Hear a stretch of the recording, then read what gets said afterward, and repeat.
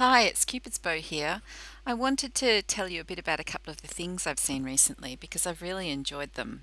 I went to the cinema on Monday and watched The Woman Who Fell to Earth, the new series of Doctor Who, with Jodie Whittaker as the Doctor. And it was fantastic. I really enjoyed it. It was such a great vibe there. We had a really good time. I've actually found the Doctor a bit of a yawn the last few seasons, just a bit before the end of Russell T Davies. He kind of lost the plot there a bit at the end. And then pretty much all of Moffat's run just didn't really appeal to me. And so I was really looking for a breath of fresh air, and Chibnall has totally recaptured my attention. I'm really pleased. Jodie Whittaker was a great casting choice. She was fabulous as the new Doctor. Really loved her. Engaging and charismatic, and surprisingly kinetic the way she was kind of dashing about all over the screen.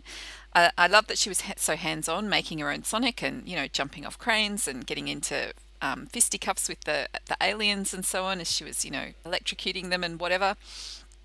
All of that was great. Really enjoyed it.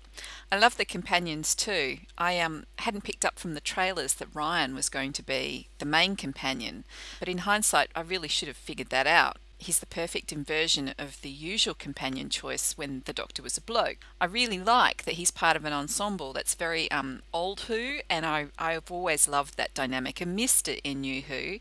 My favourite seasons were the ones where there was like Rose and Jack on the TARDIS because that was just great. So I'm hoping that Ryan ends up being on this really positive arc through this series, because one of the things that really burnt me out on the previous showrunners versions was that the companions always end up with these terrible tragic stories after having been with the Doctor, and I was just really over it, especially because it was so many women. I mean, Jack did too, of course, but they just all had these terrible endings, and I was just over it. So, and what I'm really hoping is that Ryan ends up with a more positive arc, and that his journey with her makes him really great, that he goes somewhere new and positive in his life. That's certainly how Chibnall seems to be setting up his arc in this early stage. And I just love that. I love the potential of it. I love that we're not necessarily embarking on a tragedy, that this is something that could be really life affirming and great. That echo that the previous Doctor had in the regeneration of being kind. It looks like maybe, that was seeded by Chibnall and they're going to play it out. Anyway, I loved that. I loved all of the other companions as well. I love how kind of grounded they are in feeling like real people, with real issues. Not that they're issues based characters, but that they just have stuff going on in their lives that feels real. I really just love how that gives an edge to the show, a kind of a realist edge in amongst all of the fantasy and sci-fi. I just think that bit of grit, that bit of grounding really makes the rest of it pop. And I love that.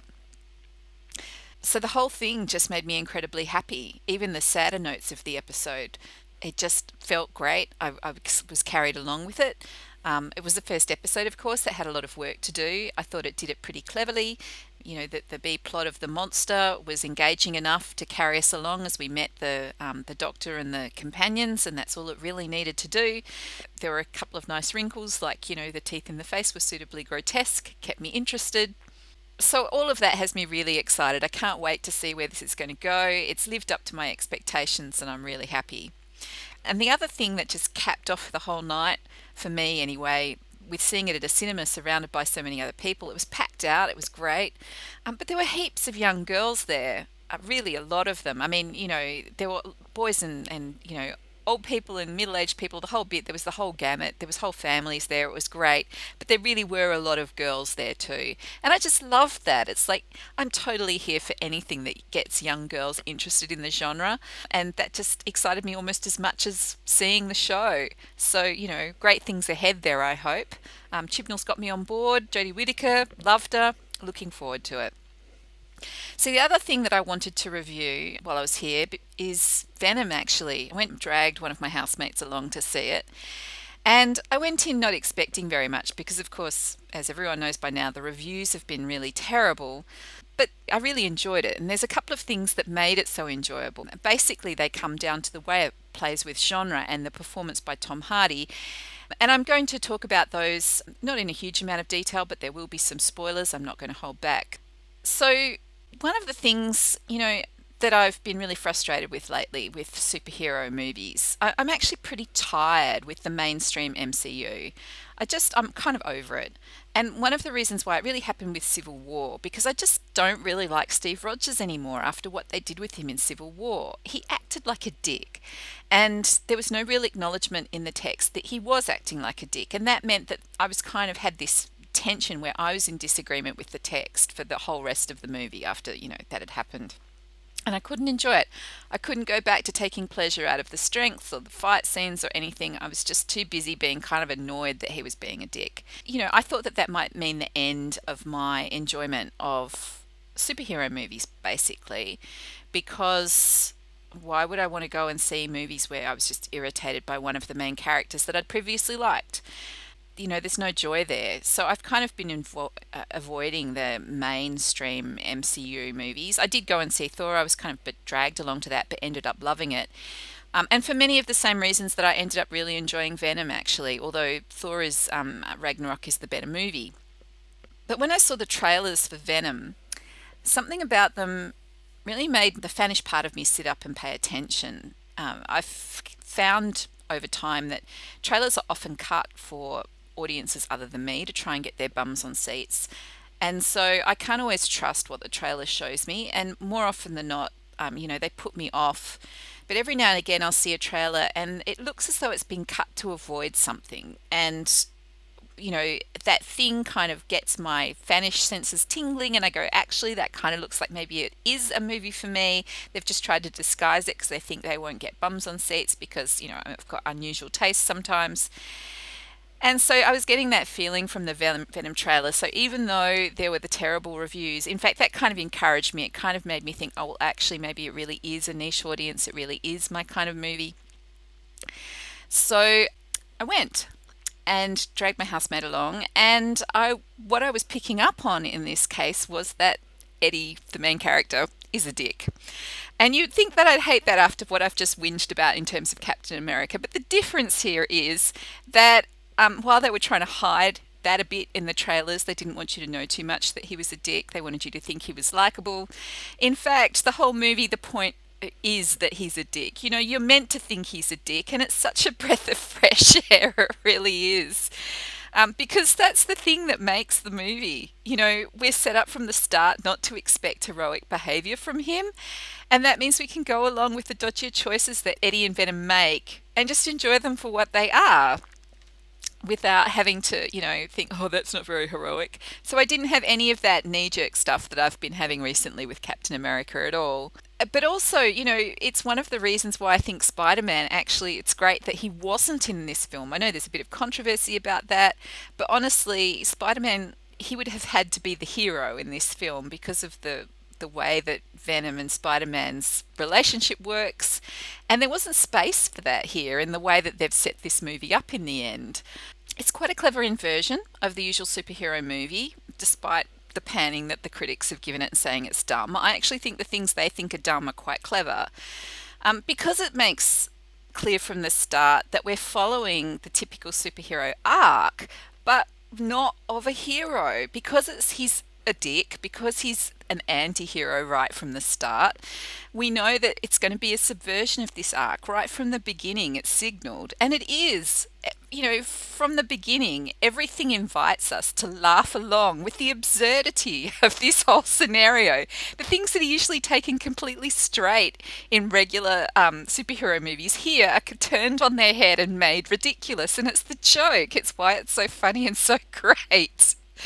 So, it invites us to laugh along at the absurdity of some dude, just random dude really, with no great, skills or anything, who's suddenly able to parkour all over the place and ninja his way through a mercenary army. I mean, it's hilarious.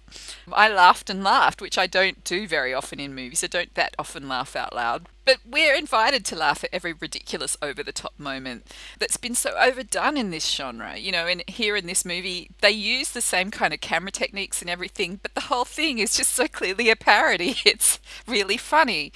Like, one of my favorite bits was the car chase. I mean, it's set in San Francisco, so the minute they started going up the hill, I just knew where it was going because we've seen that car chase 8 million times before, and I knew that with Venom involved, they would just make it ridiculous, and they did make it ridiculous, and it was great. I suppose you have to have seen all of those hundreds of car chases to find it as funny as I did, but I laughed from the start to the finish of that car chase.